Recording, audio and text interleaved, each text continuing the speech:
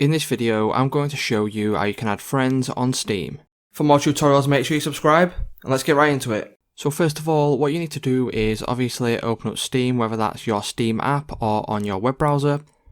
Once you have opened up Steam, you'll be on this page here, and from here, what you need to do is go to the top left hand corner, and as you can see, there is an option there for friends. If you click on friends, you'll be presented with a drop down menu, and there will be an option now for add a friend. Once you click on add a friend, you'll be brought to this page here, and if you don't get brought to this page here, it probably means that you need to verify your account by spending at least $5. I'm not really sure why Steam do this, but this is a requirement to be able to add friends on your account.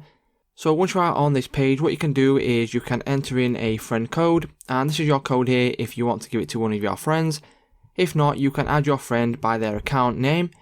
So for example, if I put in Ryan2MT and add my second account, if I click on search here, what that will do is it will hopefully bring up my account, and as you can see on the right hand side, there is an option there for add as a friend. So if you click on add as friend, what that will do is it will send an invite over to your friend ready for them to accept on their account.